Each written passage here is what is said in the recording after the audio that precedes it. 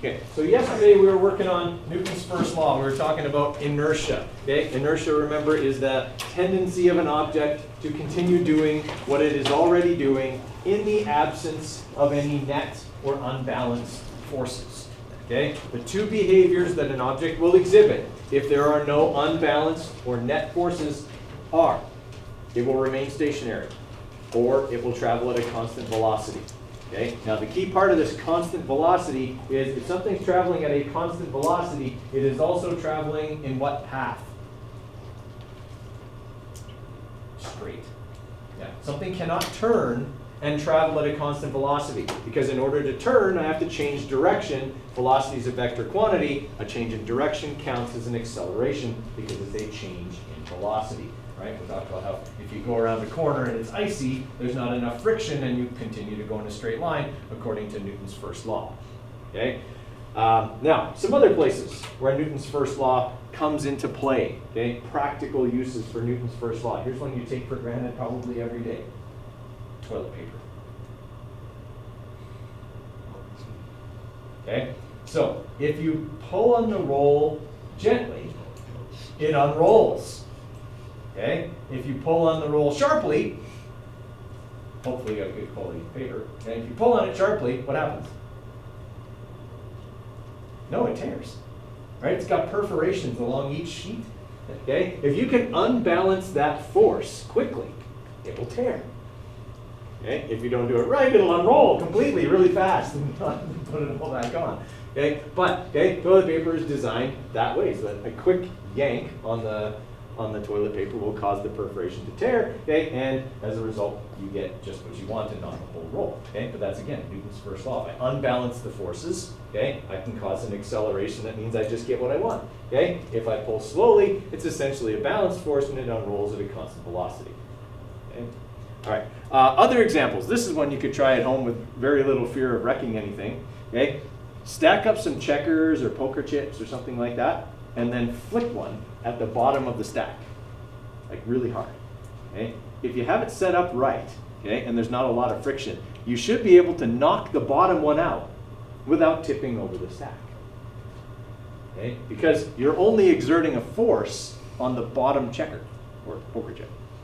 Okay? So it'll come out, and the rest of the stack's inertia will keep it upright.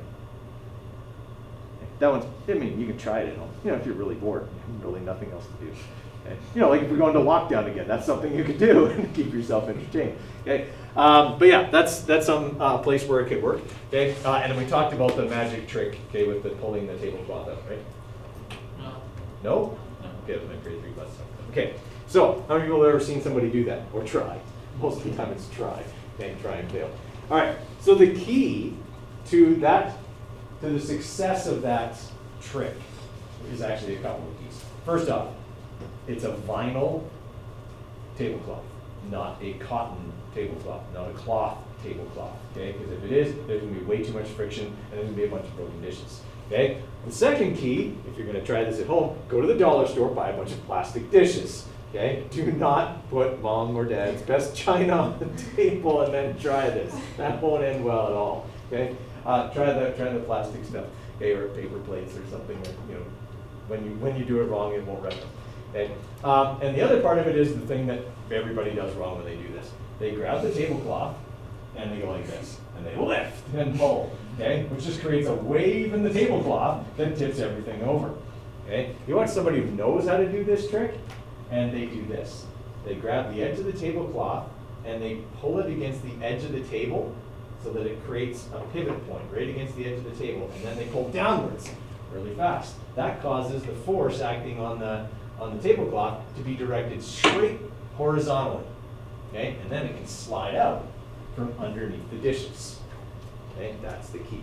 A nice slippery tablecloth, okay? One of the cheap, like outdoor ones that you use on a picnic table, okay? And some cheap dishes, okay? And then you can try that. Another thing, if we get locked down again, that you can try if you're bored. Okay? All right, so if there's no net force acting on an object, the object stays still or travels at a constant velocity.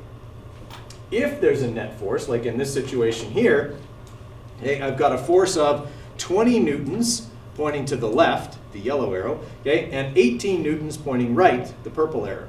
that means that there is a net force, or an unbalanced force, of 2 newtons to the left. Right? So essentially what they're doing is they've just got a book, it's sitting on a table, okay? And they're just giving it a push, right? The 18 newtons is friction, right? There'd be 18 newtons worth of friction resisting the movement of the book. I push with just more than that, 20 newtons, and the book will accelerate in the direction that I'm pushing because there's a net force overcoming that force of friction. Are you okay with that? Okay? So as a result, the book accelerated. Okay? If I want to push the book at a constant velocity, how much force do I use? 18 newtons. If I push with the same amount of force as friction is resisting, okay, I will get no net force, but I'll get something moving at a constant velocity. If I push it harder than that, okay, it accelerates. And as soon as I stop pushing on it, it also accelerates. Did anybody notice that? I'll do it on the floor. This will fall off the desk for sure. Okay, so if I just give it a kick, okay, once I'm done kicking it, it's accelerating again. But which way? Backwards, because of friction. Friction becomes the unbalanced force. It's the same as paint drying, I mean curling, okay? Where you watch, where the rock slows down, okay, as a result of friction against the ice. Okay? And if you really know what you're doing, you can control where that rock stops, okay? And in fact, a really good sweeper can steer the rock, okay? And they would steer the rock. Okay, so here's the rock. Okay, if they want it to just go further, they sweep directly in front of it. That melts the little beads of ice. Okay, turns them into liquid water, and it essentially hydroplanes across the ice on this layer of liquid water. Exactly the same thing that happens under your tires if you spin them on ice. Okay, if you want the rock to turn, you sweep a little bit more to one side. That creates less friction over here and more friction here. This side slows down more than this side does, and the rock turns in the direction of the net force. So if you really know what you're doing, right, you can actually, to an extent, steer the rock, okay, into position. Also, the person who throws it turns it, right, they spin it, and that also causes it to go a certain way, but the sweeper can also affect that. Okay? Making sense to everybody? Okay, so all of that is Newton's first law stuff. Okay, so the net force, okay, this is a term we're going to see a ton in this unit, like every single day, okay? The net force is the vector sum of all the individual forces acting on an object.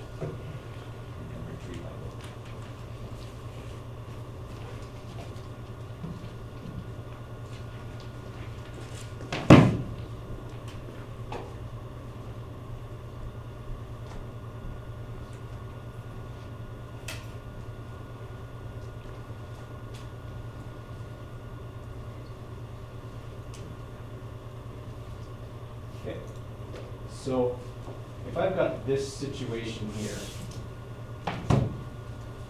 where I'm dragging the desk, okay, but I'm accelerating it towards me, what are the forces that are acting on the desk? There's 4.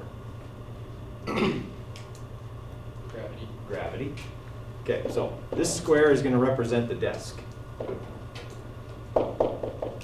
Okay, force of gravity. What else? Friction. Friction. Which way does that act? Okay. You're on the right track. It does come from the surface. I'm pulling it this way. Which way does friction act? The opposite way I'm pulling, right? Okay, so we'll say that here's friction.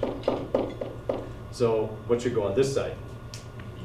Yeah, we call that applied force. Okay, one force missing because right now, this thing should be accelerating which way? Down. All right, what force are we missing? The surface, yeah, the floor. Okay, that reactive force that we actually call the normal force because it keeps things normal, otherwise stuff would fly off the floor, okay, or into the floor. It'd be bad. It'd be really abnormal. We call it normal force. Okay?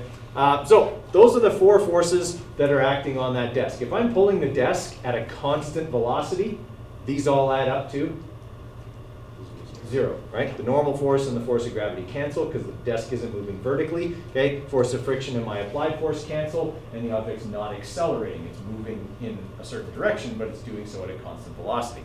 Now, if I pull really hard,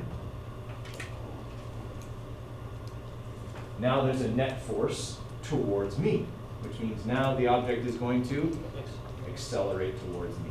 Okay, there's an unbalanced force, so now it will accelerate. Okay, with the desk in its current condition, not anyone pulling on it. Okay, these 2 forces disappear. Net force is still what? 0. That's why the desk isn't moving. Okay, everybody okay with that idea? Okay, what we just drew there is called a free body diagram. It's essentially our givens for problems in this unit, identifying the forces that are acting and what direction they're acting. After that, we would probably have to draw a vector diagram. Okay, put all those forces that we identify tail to head and figure out what the net force would be, because sometimes they can be angled. But for right now, the free body diagram helps us to identify the object, so the desk, which would weigh, sorry, not weigh, would have a mass of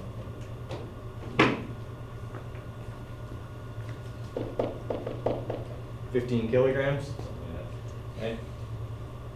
And then the force is acting on. Okay? That's all we have to do for a free body diagram. That would be worth a mark on any Newton problem, okay? Because it's essentially your givens.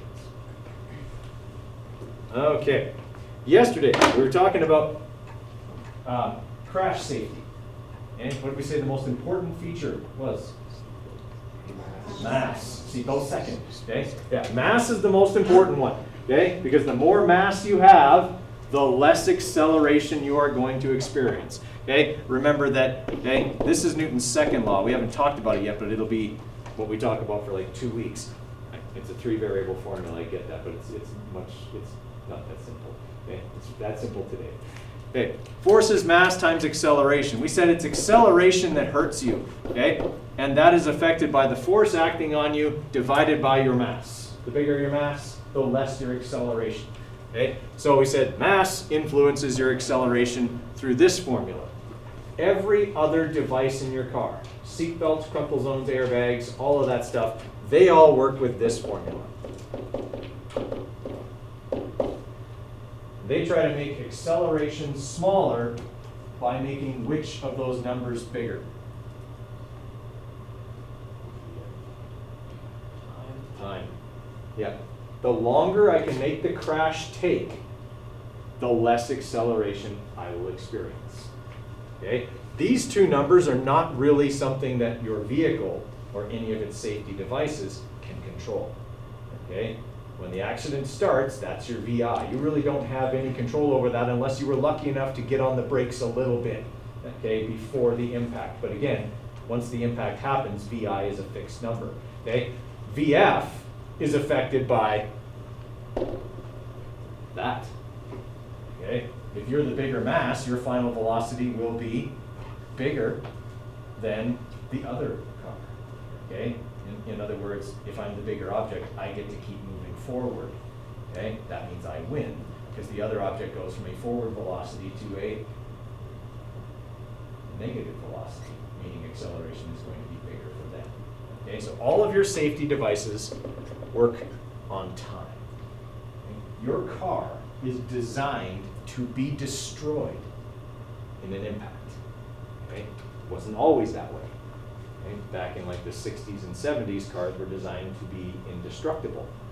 Right? They were built stiff and heavy, right? Because that was deemed to be safer. If a car didn't get damaged, the person inside must be okay. Except that that's exactly the opposite. It's counterintuitive. Okay? If the car doesn't change shape, the person inside will. Okay? That's bad. Okay? We want the car to change shape so that we can be preserved. Okay? And so you've got things in your car like crumple zones. Right? So when you get into a crash, okay, the shape of your car changes. Okay? And the time it takes to change the shape of your car is added to this. Okay? If your car is rigid and can't change shape, it stops faster. Okay? That means time is smaller, and that's bad for you. Okay? So your crumple zones are designed to make the time of the crash increase. Your airbag is designed to increase the length of time over which your head comes to stop. Okay? Your seatbelt is designed to increase the length of time over which your torso comes to a stop. Okay? Now, I know you think, oh, come on, your seatbelt just lurches you to a stop.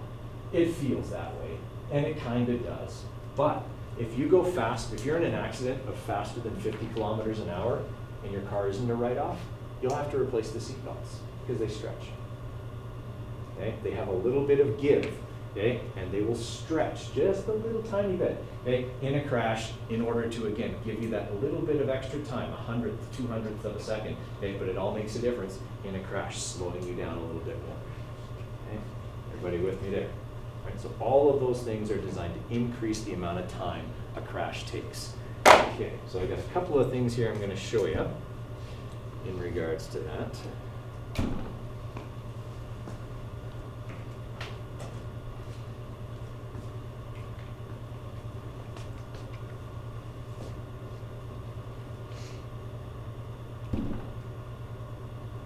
Okay, so I'm going to show you the smart car crash first. Okay, so this is they just wreck a bunch of smart cars. It's, well, one smart car. It's great though. Or a smart coffin, as I call it, because they're so small that they can put you and the car in the same hole. Usually when it's not. Okay. So a car, like a big sedan or a big truck or SUV, just is designed to be larger, carry more people. It needs a bigger engine, so it has a bigger front engine compartment. Okay, the smart car, I think the engine's in the back. Right? So it's not even just like a Volkswagen Beetle, right? Like the engine's in the back, okay, which has advantages and disadvantages. There's weight over the back tires if it's rear-wheel drive, but the disadvantage is if that thing comes unbolted in a crash, it's behind you, right? The smart design is that the engine is in front of you. Okay? That way, it's an extra bit of stuff between you and an impact in most cases. Right? Okay, I mean, Volkswagen Beetles were never, the original one anyway, was never, you know, safety wasn't a big concern then. Okay? My buddy in high school had a Beetle, and its heater ran on gas from the gas tank. Yeah. So if you get really good gas mileage until it got cold, and then when you turn on the heater, you watch the gauge go like this, and you could smell it, right? You probably, I don't know, maybe you get carbon monoxide poisoning if you ran it long enough. Probably not, but okay, like it would actually burn fuel in the tank to make heat. Okay, it would also, this is really bad, in order to clean a windshield, the pressure to make the windshield squirt go on the windshield came from the spare tire. Yeah, so there was a little line that hooked to the valve on the spare tire that went to the washer fluid container, and that's what pressurized it. Rather than having a small electric pump, it used pressure from the spare tire to squirt the water. So if after, you know, in the springtime when it's all melting, if you got a flat tire, you were screwed because the spare tire would be flat. Okay, so you'd be using all the pressure from the spare tire to clean the windshield. Okay, so not always well designed. Well-meaning, certainly made them cheap. Okay, you didn't have to put in a little electric motor and all that kind of stuff. Yeah, strange designs. All right, so that free body diagram stuff makes sense. Okay, mass matters. We've seen that now with the smart car. Something really light just doesn't have the ability to absorb those crash forces. Okay, so that has inertia and mass. Okay, a small net force can cause a bicycle to pick up speed quickly, but if you use that same force on a freight train, it's going to have virtually no effect. Okay, because the increased mass, more inertia, harder to change your velocity. Okay. All right. Yeah, so we talked about that already. Okay, here's another example of a safety device that uses Newton's first law. That's how your seatbelt works. Okay? How many of you, you're in a rush, you get in the car, you go to put on the seatbelt, you jerk it too fast, and it locks, and then you're just like, and you really want to calm down and let it retract a little bit, but you're in such a hurry. Okay, so the way that mechanism works is it's got a little pendulum. Okay, and normally when you're traveling at a constant velocity, that pendulum just hangs straight down because it's on a pivot. If you decelerate rapidly, the pendulum will swing forward according to Newton's first law. Okay, so it would work like this. So, okay, me and the pendulum are walking fast, and then I stop. Pendulum swings forward, right? Its inertia continues to carry it forward. Well, that mechanism in your seatbelt retractor swings the pendulum forward, pivots up a locking bar that catches the ratchets on the wheel that allows your seatbelt to unroll, okay, so that the seatbelt can't unroll. Okay? It's fail-safe. You can't stop Newton's first law. If you get in a crash, this will always work. It doesn't require any sensors. It doesn't require any electronics of any kind. It will just always work. Even if there's no power or anything like that, that mechanism will work and the seatbelts will stop. Okay, so it's just using Newton's first law, which would have to function in a crash. Okay, so it's a smart design. Okay, questions on that stuff? If you accelerated a car really fast, wouldn't the pendulum go the opposite way? Yes, but you're pushed into your seat, so it wouldn't matter. Oh. Yeah. But yes, it would lock. Yeah, the seatbelt would lock in that situation as well. All right, now I've got a couple other ones here I'm going to show you to do it.